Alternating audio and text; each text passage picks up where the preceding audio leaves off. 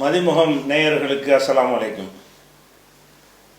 ஒவ்வொரு வியாழக்கிழமையும் குர்ஆனை ஓதத் தெரியாத, வாசிக்க தெரியாத, பார்த்து வாசிக்க தெரியாத மக்களுக்காக குர்ஆனை எளிதில் ஓதிட என்ற தலைப்பில் ஒரு தொடர் வகுப்பை நடத்துவதாக அறிவித்து அந்த வகுப்பின் முதல் நாளில் நாமெல்லாம் இங்கே அமர்ந்திருக்கிறோம். குர்ஆனை வாசிப்பதற்கு முன்னால் அரபு மொழியை பற்றி நம்ம அறிந்து கொள்ள வேண்டும். அரபு மொழியை பொறுத்த வரைக்கும் அந்த மொழியுடைய இலக்கண இலக்கியங்களை அறிந்தவர்களால் தான் அரபு மொழியை வாசிக்க முடியும் என்பதுதான் ஆரம்ப காலத்தில் இருந்த ஒரு நிலைமை. குர்ஆன் அருளப்பட்ட காலத்தில், அதற்கு முந்தைய காலத்தில், குர்ஆன் அருளப்பட்டு ஒரு நூற்றாண்டு காலம் வரைக்கும் எடுத்துக்கொண்டால் ஒருவர் அந்த மொழிய இலக்கணத்தை படிக்காமல் அந்த அரபு மொழியை வாசிக்க முடியாது.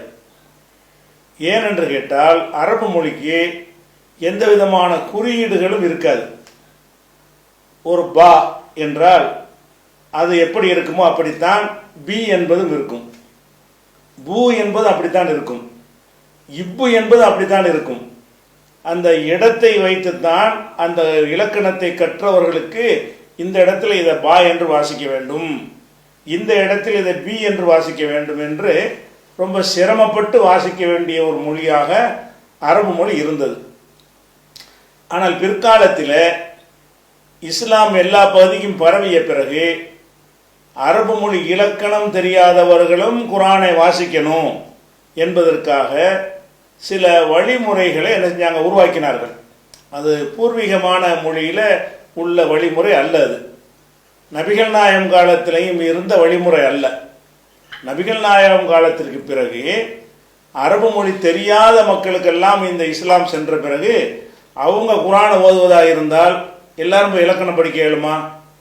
இலக்கணம் படிக்காமலே அந்த மக்கள் ஓதுவதற்கு என்ன செய்வது என்று ஆய்வு செய்து உலகத்தில் உள்ள பல மொழிகளையும் கவனத்தில் கொண்டு எளிதாக வாசிப்பதற்கு எந்த ஒரு வழிமுறையை கையாளலாம் என்று பிற்காலத்தில் என்ன செஞ்சாங்கன்னு கேட்டால் மொழியுடைய இலக்கணமே தேவையில்லை, இலக்கணம் தெரியாமலே வாசித்து விடலாம். இப்போ தமிழ் இருக்குன்னு வைங்களேன், தமிழ் மொழியில் கதவு என்று எழுதினால் காணாவை ஒருத்தன் படித்து கொண்டான், தானாவை படித்து கொண்டான், ஊனாவை படித்து கொண்டான்னு சொன்னால் 3 எழுத்தையும் எழுதுனா கதவுன்னு படிச்சிருவான். ஏன்னா காணாண்டு எழுத்தை காணாண்டு மட்டும்தான் படிக்க முடியும், கூணாண்டு கீணாண்டு படிக்க இயலாது. தானா என்கிற எழுத்தை தாண்டு தான் படிக்க முடியும், தீண்டு படிக்க முடியாது. அப்படி அந்த சொல்லுக்கு ஒரு உச்சரிப்பு, ஒரு சொல்லுக்கு ஒரு ஓசை இருக்கும் பொழுது அது அந்த இலக்கணம் தெரியாமலே தமிழை புஸ்தகத்தை நம்ம படிக்கிறோம், பள்ளிக்கூடத்தை நம்ம படிக்கிறோம் என்று சொன்னால் அம்மா அப்பாலாம் படிக்கிறோமே, கிராமர் தெரிஞ்ச நம்ம படிக்கிறோம் இல்லை. ஆடு இலைன்னு படித்தோம்னா இது ஈண்டா ஈ தான். அது எல்லா நேரத்தில் அது ஈண்டு தான் சொல்லுவோம். ஊண்டா அந்த ஊ தான் எல்லா நேரத்துலையும் ஊ என்று சொல்லுவோம். அரபியில் அப்படி கிடையாது. ஆவுக்கும் அந்த வடிவம் தான், ஈக்கு அந்த வடிவம் தான், ஊக்கு அந்த வடிவம் தான், தாவுக்கு அந்த வடிவம் தான், தூவுக்கு அந்த வடிவம் தான், தீக்கு அந்த வடிவம் தான் சொல்லி ஒரு எழுத்துக்கு பல உச்சரிப்புகள் என்று அரபு மொழியில் இருந்ததுனால அரபி இலக்கணம் படித்தவர்களுக்கு மட்டும்தான் அந்த அரபியை வாசிக்க முடியும். அதிலே ஊறி போய் ரொம்ப பயிற்சி எடுத்தவர்களுக்கு தான் வாசிக்க முடியும் என்று இருந்த நிலைமையை மாற்றி இப்போ நம்ம தமிழ் மொழி மாதிரி அது என்னஞ்சாங்க எளிமையாக கொண்டு வருவதற்கு சில ஏற்பாடுகளை பண்ணினார்கள். அந்த ஏற்பாடு தான் என்னன்னு கேட்டால் ஒரு எழுத்துக்கு ஒரு உச்சரிப்பு தான். ஆண்டா ஆ இப்படி தான் ஆ, அதை ஈன்னு வாசிக்க இயலாது. ஊன்னா இப்படி தான், அதை ஆன்னு வாசிக்க முடியாது. அப்போ ஆவுக்கு தனி வடிவம், ஈக்கு தனி வடிவம், ஊக்கு தனி வடிவம்னு சொல்லி ஒவ்வொன்றுக்கும் ஒரு குறியீடுகளை கொடுத்து பிறகு எளிமையாக்கினார்கள். அந்த எளிமையாக்காவிட்டால் இதில் உங்களுக்கு நாங்கள் பாடம் நடத்த முடியாது. அந்த எளிமையாக்கின முறை இல்லை என்று சொன்னால் இந்த மாதிரியெல்லாம் ஆன்லைனில் உட்காந்துக்கிட்டு குர்ஆனை படிக்கிறதுக்கெல்லாம் கற்றுத்தர முடியாது. நீங்கள் 3-4 வருஷம் கிராமரை படித்த பிறகு தான் என்ன செய்ய முடியும், குர்ஆனே ஓத முடியும், எந்த புத்தகத்தையும் படிக்க முடியும். இப்போ எளிமை ஆக்கிட்டாங்க, லேசாக பிற்காலத்தில் நம்மளெல்லாம் கருத்தில் கொண்டு ஆக்கிட்ட காரணத்தினால் அந்த பிற்காலத்தில் உண்டாக்கப்பட்ட அந்த வழிமுறை இருக்கிற காரணத்தினால் உங்களுக்கு எளிதாக இப்போ குரான் என்ன செஞ்சிடலாம், ஓதிடலாம். ஏன்னா எளிதாக ஓதுறதுக்கு தான் இந்த மெத்தடை கண்டுபிடிச்சாங்க. இந்த உருவாக்குனது எதுக்குன்னு கேட்டால், அரபிக்குடைய அர்த்தம் தெரிய வேண்டியதில்லை, கிராமர் தெரிய வேண்டியதில்லை, அந்த எழுத்துக்களை தெரிந்தால் போதும். அந்த எழுத்துக்களையும் குறியீடுகளையும் தெரிந்து கொண்டார்கள் என்று சொன்னால் அவர்களால் குரானை வாசிக்க முடியும் என்று அந்த கஷ்டப்பட்டு அந்த ஒரு முறையை அவங்க வகுத்த காரணத்தினால் இப்போ நமக்கு எளிதாக இருக்கிறது. யார் வேண்டாலும் குரான் என்ன செய்யலாம், ஓதி கொடுத்துடலாம், ஓதி விடலாம் என்று இருக்கிறது. இதை நம்ம புரிந்து கொள்ள வேண்டும். இது பண்டைய அரபிகளில் கிடையாது. பண்டைய அரபு மொழியை நமக்கு வாசிக்க முடியாது. பண்டைய அரபி நூல்களை எடுத்துக்கிட்டீங்கன்னு கேட்டால் அதில் இந்த குறியீடுகள்லாம் இருக்காது. அதெல்லாம் கிராமர் படித்தவங்களுக்கு தான் வாசிக்க முடியும். குரானில் இந்த ஜபர்லாம் சொல்கிறாங்க இல்லை, இந்த குறியீடு இதெல்லாம் போட்டு நமக்கு அச்சிடுற காரணத்தினால, நம்மளை கருத்தில் கொண்டு அரபு மொழியில் இல்லாத ஒரு மெத்தடை உண்டாக்கின காரணத்தினால் நமக்கு அதெல்லாம் வாசிக்க முடிகிறது. இது அது அடிப்படையை விளங்கி கொள்ள வேண்டும். அடுத்து நம்ம விளங்க வேண்டிய விஷயம் என்னன்னு கேட்டால், எந்த ஒரு மொழியை நம்ம வாசிக்கிறதுக்கு கற்றுக்கொள்வதாக இருந்தாலும் அந்த மொழியில் உள்ள எழுத்துக்களை அறியணும். ஆங்கிலத்தில் வாசிக்க நினைச்சோம்னு சொன்னால் ஆங்கிலத்தில் என்னென்ன எழுத்து இருக்கிறதுக்கு பேர் என்ன, அப்போ அந்த சொன்னோன்னா டக்குன்னு மனசில் வந்துடணும். அந்த பெயர்களை கொண்டு அந்த எழுத்துக்களை என்ன செய்யணும், அறியணும். இப்போ ஏன்னா இப்படி தான் ஏ, பின்னா இப்படி, சின்னா இப்படின்னு சொல்லி அதை திருப்பி திருப்பி உருப்போட்டு சீன்னு சொன்னோன்னா டக்குன்னு மனசில் வந்துடணும். அப்படி பதிஞ்சு போயிடணும் எழுத்து. முதல்ல அந்த எழுத்துக்களை பற்றி நம்ம என்ன செய்யணும், அறிந்து கொள்ள கடமைப்பட்டிருக்கோம். எழுத்துக்களை பொறுத்த வரைக்கும், அதாவது எழுத்துகளுக்குன்ற ஒரு பேர் இருக்கும், ஆனால் உச்சரிக்குவோம்ல, அப்போ அந்த பேரை சொல்லி உச்சரிக்க மாட்டோம். இப்போ டபிள்யூன்னு இருக்குது, டபிள்யூன்னு ஆங்கிலத்தில் ஒரு எழுத்து இருக்குது. அந்த எழுத்துக்கு பேர் என்னன்னு கேட்டால் டபிள்யூன்னு சொல்லுவோம். அந்த டபிள்யூ போட்டு WORKன்னு ஒர்க்குன்னு எழுதுனீங்கன்னு வைங்க, டபிள்யூன்னு அந்த இடத்துல சொல்லுவோமா? டபிள்யூ அந்த எழுத்துக்கு என்ன பேர்னு கேட்டால் டபிள்யூன்னு சொல்லுவோம்.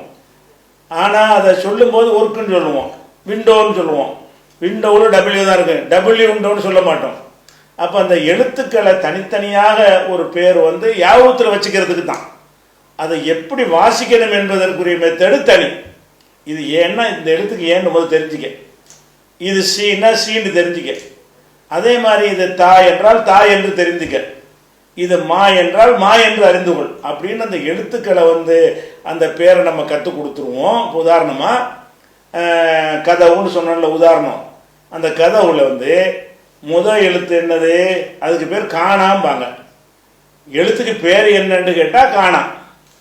அல்லது சரியான ஒரு இலக்கண முறையில் சொல்வதாக இருந்தால் அது ககரம். ஆனாண்டா அகரம், ஈனாண்டா ஈகரம், ஊனாண்டா ஊகரம், அது எழுத்துக்கு பேர். ஆவண்ணாண்டா ஆகாரம், ஈயன்னாண்டா ஈகாரம். அதே மாதிரி தானாண்டா தகரம், தானா என்று சொல்லலாம், அதை தகரம்னு சொல்லலாம். மானாண்டா மகரம் என்று சொல்லலாம், மானா என்று சொல்லலாம். இப்படி இந்த தமிழில் எழுத்துக்கு பேர் இருக்குல்ல, தமிழில் தானாண்டு ஒரு பேர் இருக்குது, காணாண்டு ஒரு பேர் இருக்குது. நீங்கள் சொல்லாக உருவாக்கும் பொழுது அந்த எழுத்து பேரையா சொல்லுவீங்க? காணா தானா ஊனாண்டு எழுதுனாலும் கதவுன்னு தான் சொல்லுவீங்க, காணாண்டு வராது வாயில். தானாண்டு அந்த எழுத்துக்கு பேராக இருந்தாலும் அதை உச்சரிக்கிறது தாண்டு தான் உச்சரிப்போம், தானாண்டு உச்சரிக்க மாட்டோம். அல்லது தகரம்னு உச்சரிக்க அந்த ஒரு சொல்லில் வரும்போது உச்சரிக்க மாட்டோம். அதனால முதல்ல அந்த எழுத்துக்கு பெயர் என்ன என்பது ஒரு அடையாளத்துக்கு கற்றுக்கொள்றதானே தவிர அதை எப்படி வாசிக்கணுங்கிறதுக்கு ஒரு முறை இருக்குது. உனக்கு தானா என்றத தா என்று தான் வாசிக்கணும். உங்களுக்கு சொல்லித்தரும் எப்படி செய்வாங்க, தானா காணா மானா சானா கீனா மூணான்னு என்ன செய்வாங்க, அப்படி சொல்லி தருவாங்க. அதெல்லாம் அந்த எழுத்துக்களுக்கு உரிய பெயர். அதை வாசிக்கிறது அப்படியா, காணா என்ற வாசிப்போம். ஒரு எழுத்துக்கு பேர் இருந்துச்சுன்னா அந்த பேரையே வாசிக்க மாட்டோம். அந்த வார்த்தைகளை கோர்க்கும் பொழுது காணாவை கா, தானாண்ட தா, ஊனாண்ட ஊ, இப்படி என்ன செய்வோம், அந்த எழுத்துக்களை வாசிக்கிற முறை வேற, எழுத்துக்கு பேர் வேற. இது நீங்கள் வித்தியாசத்தை விளைவிக்கணும். இப்போ நம்ம அரபியில் உள்ள பேரை சொல்கிறோம், இந்த பேரை வச்சுக்கிட்டு உங்களுக்கு வாசிக்க இயலாது. இந்த பேர் எதுக்குன்னு கேட்டால், இந்த எழுத்து என்னன்னு கேட்டால் உங்களுக்கு சொல்லணும், அவ்வளோதான். இந்த எழுத்துக்கு என்ன பேர் அப்படின்னு கேட்டால் என்ன செய்யணும், உங்களுக்கு சொல்ல தெரியணும். அப்படி சொல்ல தெரிஞ்ச பிறகு தான் அதை எப்படி உச்சரிக்கிறது என்பது இரண்டாவது படிக்கணும். அப்போ ஃபஸ்ட்டு நம்ம அறிந்து கொள்ள வேண்டிய என்னென்னு கேட்டால், ஒவ்வொரு எழுத்துக்களையும் இங்கிலீஷில் ஏபிசிடின்னு அறிந்து கொள்வது மாதிரி அரபியில் அறிந்து கொள்வதாக இருந்தால் அந்த அரபியில் உள்ள எல்லா எழுத்துக்களையும் நம்ம என்ன செய்யணும், அறிந்து கொள்ள வேண்டும். அதான் ஒவ்வொரு எழுத்துக்கு பேர். அந்த பேர் அறிஞ்சதுனால உங்களுக்கு வாசிக்க இயலாது. ஒரு எழுத்துக்கு பேரை சொன்னோம்னா அது என்னென்று வாசிக்கணும் அது பிறகு சொல்லுவோம். அது ஒவ்வொரு எழுத்துக்கும் ஒரு வாசிக்கிற உச்சரிக்கிற ஒரு முறை இருக்கும். அந்த அடிப்படையில் நம்ம என்ன செய்வோம், வாசிக்கிறத ரெண்டாவது பார்த்துக்குருவோம். இந்த எழுத்துக்களுக்கு பெயர் இருக்குது. இந்த எழுத்துக்களுக்கு பெயர் கூட நம்ம அரபு மொழியில் உள்ள எழுத்துக்கள் இருக்குல்ல, இந்த எழுத்துக்கள் ஹிப்ரு மொழியிலையும் அதிகமான எழுத்துக்கள் இருக்குது. இதே எழுத்து ஹிப்ரு மொழியிலும் இருக்கும். இதே எழுத்து உருதுலையும் இருக்கும். இதே எழுத்து ஃபார்சி மொழியிலையும் இருக்கும். இந்த அரபியில் சொல்லக்கூடிய அலிஃபுன்னு சொன்னீங்கன்னா இந்த அலிஃபு என்பது அரபியில் இருக்குது, உருதுல இருக்குது, ஃபார்சியில் இருக்குது. இந்த மாதிரி மொழிகள்ல எல்லாம் சேம் இதே எழுத்து அப்படி இருக்கிறது. இந்த எழுத்துக்களை இந்த உருதுல உள்ளவங்க என்ன செய்வாங்கன்னா ஒரு சின்ன சேஞ்ச் பண்ணி இதில் அரபி மாதிரியே சொல்லாமல் சில மாற்றங்களாக சொல்லுவாங்க. அந்த ஒரு பழக்கம் நம்மள்கிட்ட உருவாகி என்ன செய்கிறாங்கன்னா நம்ம மக்களை அந்த எழுத்துக்களை பேரை சொல்லும்போது உருதுல எப்படி சொல்வார்களோ அப்படி சொல்லி கொண்டிருக்கிறார்கள். நாங்கள்லாம் அப்படி தான் ஓதணும். நாங்கள்லாம் ஓதும்போது எப்படி ஓதணும், அந்த எழுத்துக்களுடைய பேரை சொல்லும் பொழுது அந்த எழுத்துக்கு அரபு மொழியில் என்ன பேரோ அதை சொல்லாமல் அதே எழுத்து உருதுலையும் இருக்குல்ல, அதே எழுத்து உருதுல இருக்கிறதுனால உருதுல அதுக்கு என்ன பேர் சொல்லுவாங்களோ அந்த பேரையே அரபிலையும் சொல்லி தருவாங்க. ஏதோ உருதுடைய தாக்கத்தில் அப்படி வந்து விட்டது. அப்படி தான் நீங்கள் ஒரு 30 வயசுக்கு மேலே உள்ள யாராக இருந்தாலும் அந்த மாதிரி தான் நீங்கள் படிச்சிருப்பீங்க அரபி உருது பேரை. அதனால அந்த எழுத்துடைய பேரை சொல்லும் பொழுது நீங்கள் பரிச்சயமாக இருக்கிறதுனால ரெண்டையும் கலந்து உங்களுக்கு என்ன செய்வோம் சொல்லுவோம். முதலாவதாக அரபு எழுத்தில் ஃபர்ஸ்ட் எழுத்து அலிஃப் என்பது எழுதி போடுங்க. இந்நிகழ்ச்சி சிறக்க பிரார்த்திக்கும் பேர்ணாம்பெட்டு பஷீருதீன் குடும்பத்தார், வேலூர் மாவட்டம். SD Racks, German Design Display Racks, Supermarket, Departmental Stores போன்ற கடைகளுக்கு தேவையான steel powder coated display rack தயாரிப்பாளர்கள். Showroom SD Racks, Rahat plaza, Vadapalani bus depot எதிரில், சென்னை. Contact MND 9381004122 or 04442180020.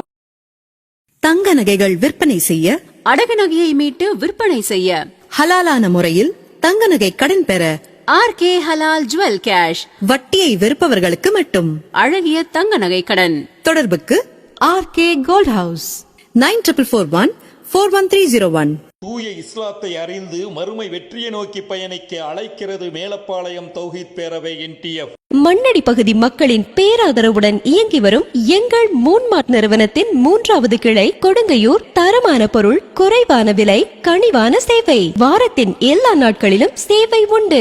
ஒருமுறை வந்து பாருங்கள், மனநிறைவோடு செல்லுங்கள். மண்ணடி பகுதி மக்களின் பேராதரவுடன் இயங்கி வரும் எங்கள் மூன்மார்ட் நிறுவனத்தின் 3வது கிளை கொடுங்கையூர். தரமான பொருள், குறைவான விலை, கனிவான சேவை. வாரத்தின் எல்லா நாட்களிலும் சேவை உண்டு. ஒருமுறை வந்து பாருங்கள், மனநிறைவோடு செல்லுங்கள். மூன்மார்ட் மண்ணடி, மாஸ்கான் சாவடி மற்றும் கொடுங்கையூர். இந்நிகழ்ச்சி தொய்வின்றி தொடர உங்கள் நன்கொடை மற்றும் விளம்பரங்கள் வாழ்த்தும் நெஞ்சங்கள் அனுப்ப 9962041110 என்ற எண்ணை தொடர்பு கொள்ளுங்கள். அலிஃப் என்பது ஃபர்ஸ்ட் எழுத்து. அலிஃப் என்றால் எல்லா மொழியிலும் இந்த ஏ தான் ஃபர்ஸ்ட்ல வரும். இந்த அலிஃப் ஏவுடைய இடத்துல உள்ளது. அலிஃப்னா என்னது, ஒரு கோடு தான், அவ்வளோதான். அந்த கோடை ஸ்டைலில் எழுதும்போது ஸ்டைலாக எழுதுவாங்க, அது ஒரு விஷயம்.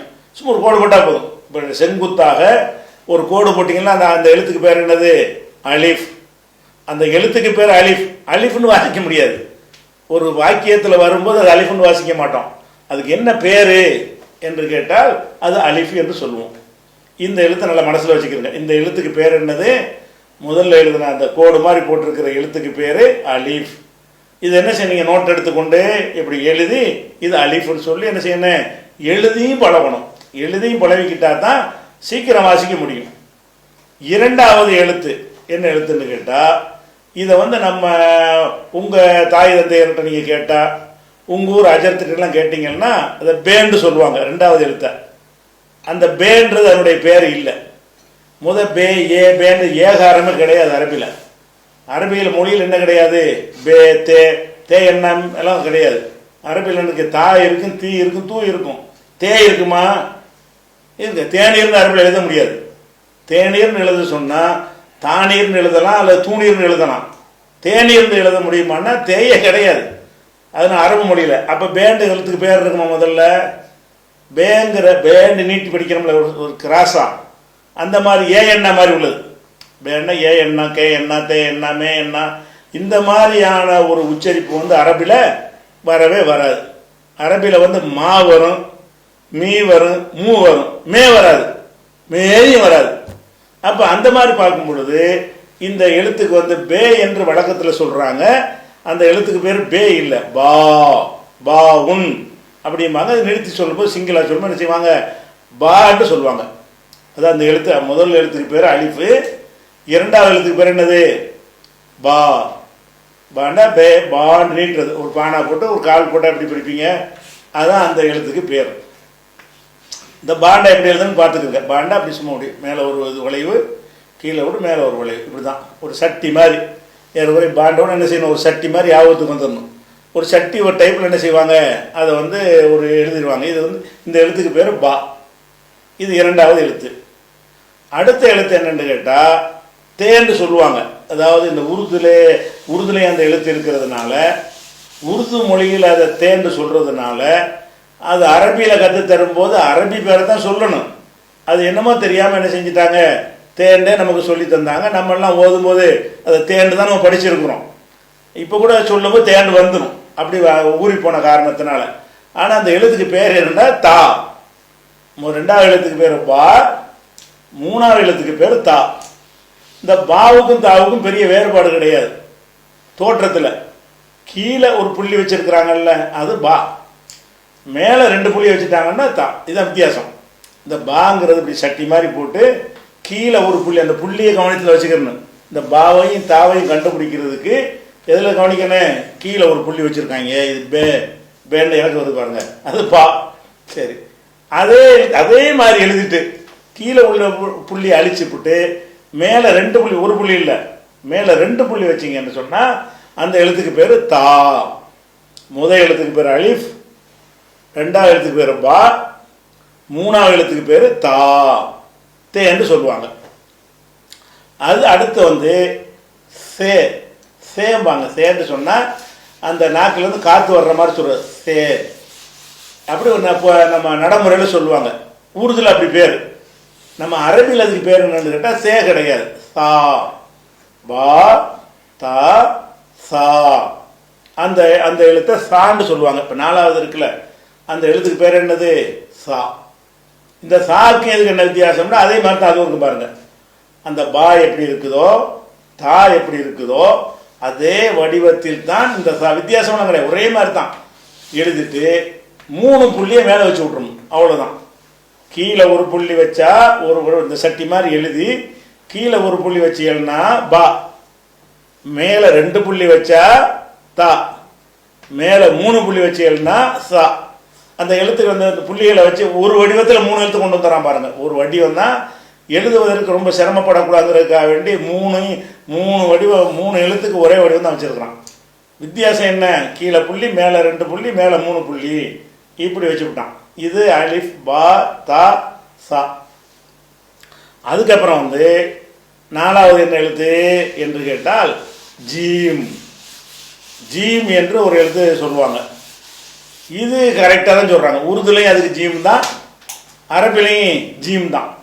ஜீம் என்பது கரெக்டு தான். அதாவது நம்ம எப்படி அந்த இதில் சொல்லி தர்றாங்களோ அந்த அடிப்படையில் பார்த்தீங்கன்னா ஜீம் என்று தானே உங்களுக்கு சொல்லி தர்றாங்க. அந்த ஜீம் என்று தான் உங்களுக்கு பாடத்தில் நம்ம தாய் தந்தையர்கள்லாம் படித்தாங்க. அந்த ஜீம் என்கிற எழுத்தை வந்து உருதுலையும் அந்த ஜீம் தான் சொல்லுவாங்க, அரபுலையும் ஜீம் தான். அதனால அந்த ஜீம்ங்கிற எழுத்து வந்து கரெக்டாக வந்துடுது. எப்படி அலிஃப் என்பதை கரெக்டாக சொன்னார்களோ இந்த பாத்தா சாவு தான் பேரை மாற்றினாங்க. ஜீமை பொறுத்த வரைக்கும் அந்த எழுத்துக்கு பேர் ஜீம் தான். நீங்கள் உருது மெத்தடில் படித்தவங்களா இருந்தாலும் அந்த எழுத்துக்கு பேர் என்னது? ஜீம் தான். இப்போ அரபியில் உள்ள பேரை சொல்கிற பழகுனவங்களா இருந்தாலும் அந்த எழுத்துக்கு பேர் என்னது? ஜீம். ஜீம்டா என்ன என்று பார்த்தீங்கன்னா இப்படி ஒரு அப்படி கூட போட்டு இப்படி வயிறு மாதிரி போட்டு விட்டுருணும். எழுதுகிற முறை என்னது? ஜீம் என்றால் அது 2 விஷயத்தை கவனிக்கணும். அதில் உள்ள இந்த புள்ளி ரொம்ப முக்கியம்.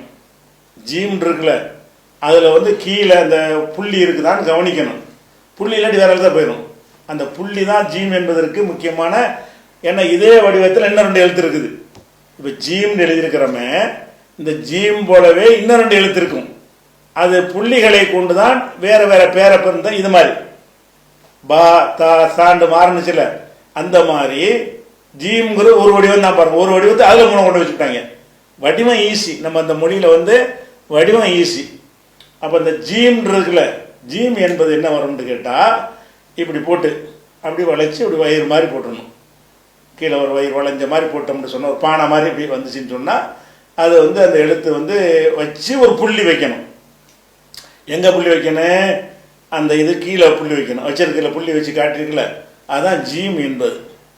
இதே எழுத்தை வந்து புள்ளி எடுத்துட்டீங்கன்னு வைங்க, ஒரு புள்ளி வச்சிருக்கிறீங்கல்ல, அதே மாதிரி எழுதி அந்த கீழே வச்சிருக்கிற அந்த புள்ளி எடுத்துட்டீங்கன்னு வைங்க, இந்த எழுத்துக்கு பேர் வந்து அரபி முறையில் சொல்வதாக இருந்தால் ஹா, ஹான்னு சொல்லணும் இந்த எழுத்துக்கு பேர். ஆனால் நம்ம அப்பம்பாட்டம் காலத்தில் படித்தது ஹே. அந்த எழுத்து எப்படி சொல்லுவாங்க? அதை ஹேம்பாங்க. ஜீமு கரெக்டாக சொல்லிடுவாங்க. அந்த ஹேன்னு தான் அந்த எழுத்துக்கு நமக்கு சொல்லி தந்தாங்க. அது உருதுல ஹேயாக இருக்கலாம். அரபு மொழியில் ஹேன்ற ஒரு எழுத்து இருக்கான்னா கிடையாது. அந்த எழுத்துக்கு பேர் என்னது? ஹா. ஹான்னு சொன்னால் இது எப்படி வைக்கணும்னா, அந்த ஒரு தொண்டையிலேருந்து ஒரு ஹா ஹான்னு சொல்லக்கூடாது. அதாவது இருமல் வரும்போது சொல்லுவோம்ல, அந்த மாதிரி ஒரு டைப்பில் என்ன செய்யும்? ஹா. இந்த மாதிரி இந்த சொல்லுக்கு பேர் ஹா. அதை உச்சரிக்கிற எப்படி? 2வது விஷயம், அந்த எழுத்துக்கு பேர் என்னது? ஹா. அந்த ஹாவுக்கும் அந்த ஜீமுக்கும் என்ன வித்தியாசம்னு பாருங்க. ஜீமும் ஹாவும் ஒரே மாதிரியா இருக்கிறது. இதில் வந்து கீழே ஒரு புள்ளி இருக்கிறது, அதில் அந்த புள்ளி இல்லை. அப்போ புள்ளி இருக்கிறத வந்து என்ன செய்வோம்? ஜீம் என்று சொல்லுவோம். புள்ளி இல்லாமல் எடுத்து விட்டோம்னு சொன்னால் அது ஹா. அதே மாதிரி இன்னொரு கையெழுதி, அந்த கீழே வச்ச புள்ளியை தூக்கி மேலே வச்சு விட்டேன்னு வைங்க, இந்த ஜீம் எழுதுன மாதிரியே எழுதி ஜீம் ஜீம் சேம் ஒரே மாதிரி தான் 3 பேருக்கு பாருங்க. அந்த ஜீம் என்பதும் ஹா என்பதும் இப்போ சொல்லக்கூடியது ஹேன்னு சொல்லிடுவாங்க. ஹே, இந்த கார் ஓமல காரி துப்பும் போது வரும்ல, அது அந்த உச்சரிப்பு ஹாங்கிற ஹால அரபியில் தான் அந்த உச்சரிப்பு இருக்கிறது, உருதுல இருக்கிறது. வேற மொழிகளில் இந்த ஹாங்கிற மாதிரியான ஒரு உச்சரிப்பு வராது. அந்த ஹாங்கிற அந்த உச்சரிப்பு இருக்குது. இதை வந்து உருதுல வந்து ஹேன்னு சொல்லுவாங்க. இந்த எழுத்துக்கு பேர் என்னது? உருதுலையும் இந்த எழுத்து இருக்குது. இதை வந்து ஹேன்னு சொல்லி தருவாங்க. ஆனால் சரியான பேர் என்னென்னு, அரபியில் அதுக்கு பேர் என்னென்னு கேட்டால் ஹா. அப்போ அந்த 6 எழுத்தையும் பார்த்தா 7 எழுத்தை பார்த்துருங்க. அலிஃப்னா ஒரு கோடு, பாண்டா ஒரு சட்டி மாதிரி வச்சு கீழே ஒரு புள்ளி, தாண்டா 2 புள்ளி மேலே, சாண்டா 3 புள்ளி மேலே. ஜீம் என்றால் அது வந்து அந்த வடிவத்தை பார்த்துக்கிறங்க. அந்த ஜீம்ங்கிறது இப்படி வரும். அதுக்கப்புறமேல ஹாண்டு ஒரு எழுத்து, அது ஹேன்னு சொல்லுவாங்க. அதுக்கு அரபியில் அதுக்கு பேர் வந்து ஹா. அப்போ ஹா எழுத்துக்கு ஜீமுக்கு என்ன வித்தியாசம்? புள்ளி இதில் கீழே இருக்கும், அதில் புள்ளி இருக்காது. அதே மாதிரி எழுதி மேலே புள்ளி வச்சிங்கன்னு சொன்னால் ஹா, அதை ஹேன்னு சொல்லுவாங்க. ஹான்னு சொல்லி என்ன செய்யணும்? அந்த அந்த எழுத்தை அதுக்கு பேரை சொல்லணும். 3 ஒரே மாதிரி இருக்கா? மேலே புள்ளி கவனிச்சுக்கிறேன். இந்த ஜீமும் ஹா ஹா இந்த 3 ஒரு டைப்பில் தான் இருக்கும். ஒரு டைப்பில் இருக்கும்போது என்ன ஆகும்னா, நமக்கு மனசில் ஈஸியாக போயிடும். இந்த 3 வித்தியாசம் புள்ளி தான். நிறைய எழுத்துக்கு பயிற்சி எடுக்க தேவையில்லை. வேறு வேறு பாஷையிலன்னா காணா தனியாக எடுக்கணும், தானாவுக்கு தனியாக எடுக்கணும், மானாவுக்கு தனியாக தான் நீங்கள் இப்போ ட்ரைனிங் எடுக்கணும். இப்படி ஒவ்வொரு எழுத்துக்கும் பயிற்சி எடுத்து அதுக்கு என்ன செய்யணும்? கை வரணும். சித்திரமும் கைப்பழக்கத்துக்கு நிறைய வேலை வந்துடும். இதில் கைப்பழக்கத்துக்கு வேலை இல்லை. இந்த இந்த 1 எழுதணும்னா அது மாதிரி 3 எழுதி விட்டுற வேண்டியதான். அப்போ அது கொஞ்சம் எளிமையாக அந்த மொழி இயல்பாகவே அமைந்திருக்கிறது. இது வந்து ஜீம் என்பதும் அலிஃப் என்பதும் தான் அரபியிலையும் உருதுலையும் ஒரே மாதிரியாக சொல்லுவாங்க. அதுக்கு பேர் அலிஃபு தான் உருதுல, இதுக்கு பேர் ஜீம்பு தான் அரபிலையும். அதுதான். மற்ற எழுத்துக்கள்லாம் என்ன ஆகுது? மற்ற 5 எழுத்துக்களும் இது சொன்ன வரைக்கும் இல்லை. மற்ற 5 எழுத்துக்களும் என்னன்னு கேட்டால் ஒரு கிராஸாக சொல்லுவாங்க உருதுல. அரபியில் வந்து கிராஸாக சொல்லக்கூடாது. பே தேன்னு சொல்லாமல் பா தாண்டு இப்படி நீட்டுனாப்புல இப்படி சொல்லணும். பேன்னா இப்படி சாட்சிக்கிட்டு சொல்கிறது. அந்த பே தே சேன்னு சொல்லாமல் பா தா சா ஜீமு கரெக்டு தான். ஜீமு தான் அந்த எழுத்துக்கு பேர். ஜீம் ஹா ஹா இது வரைக்கும் பார்த்துட்டோமா? அதுக்கப்புறம் வந்து தால், தால்னு ஒரு எழுத்து இருக்கு. தால்னு சொன்னால் ரொம்ப ஈஸி, அவ்வளோதான் உள்ள சொல்லுவோம். இந்த தாளுங்கிற எழுத்துக்கு வந்து அரபிலையும் தாலு தான், உருதுலையும் தால் தான். இந்த உருதுலையும் என்ன செய்வாங்க, அந்த எழுத்தை தால் என்று தான். அந்த எழுத்துக்கு என்னப்பா உருது மொழியில் பேருன்னு கேட்டால் தால்னு தான் சொல்லுவாங்க. நம்மளை அப்படி தான் படித்தோம் தால்னு. அது அரபியில் என்னன்னு கேட்டால் தால் தான். அது கரெக்டாக சொல்லிடுறாங்க. தால் என்பது அது வந்து ஒரு அரபியில் உள்ள ஒரு எழுத்து தான் தால்ங்கிறது. இதே மாதிரி இன்னொரு ஒரு எழுத்து ரெண்டு வச்சுருக்காம, 2 3 வச்சுருக்கிறான். ஈஸியாக அந்த இது குறைஞ்சிரும். நம்ம ட்ரைனிங் எடுக்கிற வேலை வந்து ரொம்ப கம்மியாக போயிடும். அப்போ வந்து தால் மாதிரி இன்னொன்று போட்டிருக்கு பாருங்க, தால். இதே மாதிரி இன்னொரு கை எழுதி மேலே ஒரு புள்ளி வைக்கிறீங்க. மேலே ஒரு புள்ளி வச்சுட்டீங்கன்னா தால். அது தால் தான்னு சொல்லணும், தாண்டு உச்சரிப்பு. இந்த உச்சரிப்புகள் எல்லாம் நம்ம தமிழ் மொழியில் கிடையாது. இந்த மாதிரி உள்ள உச்சரிப்பு உள்ள சொற்கள் தமிழ் மொழியில் கிடையாது. தா இருக்குது. தான்னா இருந்தது பந்துங்கிறீங்கல்ல, தூ, பந்துல வர தூ இருக்குல்ல, அந்த அந்த பந்தல் தானா போட்டாலும் நம்ம எப்படி சொல்றோம், அதை தானாவா தான் சொல்றோம். அப்போ பந்தல்ன்ற அந்த தல் தா சொல்றீங்கல்ல, அந்த உச்சரிப்புக்கு தான் அந்த தாளை போடுவாங்க. சரியா? அதுக்கு பேர் தால். தாளுங்கிறது அரபிலையும் அதான் பேரு, உருதுலையும் அதான் பேர். அதில் குழப்பம் கிடையாது. அடுத்து உள்ள எழுத்து என்னன்னா அதே தால் தான். அதை தால்னு சொல்லாம தால் தா இந்த இடத்துல வச்சு என்ன செய்யணும் சொல்லணும், தாலை கொஞ்சம் மென்மைப்படுத்தி தால். அப்போ திக்ருங்கிறோம்ல, திக்ருங்கிற சொல்லாம திக்ரு. அந்த திக்ருன்னு சொல்ற இந்த மாதிரியான உச்சரிப்பு வந்து நம்ம மொழியில இல்லைன்னா நம்ம கொஞ்சம் ட்ரைனிங் எடுக்கணும். நம்ம மொழியிலே உள்ள சொல்லா இருக்குன்னு வைங்களேன், ட்ரைனிங்கில் அதுவாக வந்துடும், இயற்கையாக வந்துடும். இது தமிழ் மொழியில இல்லாமல் அரபியில் மட்டும் ஒரு வித்தியாசமான உச்சரிப்பு. இந்த பழம்ன்ற லானா இருக்குல்ல, இந்த லானா உலகத்தில் எந்த பாஷையிலையும் இல்லை. தமிழில் சிறப்பு ழகரம்னு சொல்லுவாங்க. சிறப்புனால என்ன அர்த்தம், வேறு எந்த பாஷையிலும் இல்லாமல் தமிழுக்கு மட்டும் உள்ள சிறப்பாக இருக்கிறதுனால சிறப்பு ழகரம்னு சொல்லுவாங்க. பழம். இதுக்கு என்ன இந்த மாதிரி அவன் எந்த நாட்டுக்காரன்னு சொல்ல முடியாது. இப்படி ஒரு உச்சரிப்பு அவனுக்கு கிடையாது, நமக்கு மட்டும்தான் இருக்கிறது. அந்த மாதிரி உள்ளதாக இருந்தால் கொஞ்சம் நம்ம சிரமப்படணும். வேற ஒரு பாஷைக்காரன் இந்த பழம்னு சொல்வதாக இருந்தால் பழம் எல் போட்டு சொல்லிடுவான், அது வந்து ஈஸியாக சொல்லிடுவான். பழம் லானா சொல்ல தெரியுமான்னு கேட்டால் அது வந்து நாக்கு வளையணும். அந்த மாதிரி தான் இந்த தாளுங்கிறது வந்து தமிழில் இல்லாது, வழங்குதா? தாளுங்கிறது தமிழில் உள்ளது. அந்த உச்சரிப்பு கிடைக்கும். தால்னு சொல்வது வந்து அந்த தா என்பதைய தா தாண்டா மேலே வச்சு சொல்லணும். அன்னத்தில் கொஞ்சம் இறக்கி தான்னு சொன்னோம்னா அந்த தால் அந்த எழுத்துக்கு பேர். ரெண்டுக்கு என்ன வித்தியாசம்? அந்த புள்ளி தான் வித்தியாசம். ஒரே மாதிரி தாலும் ஒரே மாதிரி தான், தாலும் ஒரே மாதிரி தான். ஒரு வடிவத்தை எழுதி என்ன செய்யறான்னு கேட்டால் இதுக்கு தால்னு வச்சு போடுறான், ஒரு புள்ளியை தூக்கி வச்சு போட்டு தாளுங்கிறான். அதில் 2 கொண்டு வந்துடுறான். அதுக்கப்புறம் வந்து அடுத்த எழுத்து வந்து இந்த எல்லா எழுத்துமே உங்களுக்கு சொல்லிடுவோம். சொல்லி நீங்கள் என்ன செய்யணும், அதை நோட்டில் எழுதி இந்த எழுத்து பேரை மட்டும் மனப்பாடம் பண்ணால் தான் உங்களுக்கு வந்து அந்த பாடத்தை வந்து உச்சரிக்கிறதுலாம் வரும். எழுத்துக்கள் எல்லாம் மனப்பாடம் பண்ணிக்கிறணும். அடுத்து என்னன்னு கேட்டால் ரா. அடுத்த எழுத்து என்னது? ரான்னு ஒரு எழுத்து இருக்குது.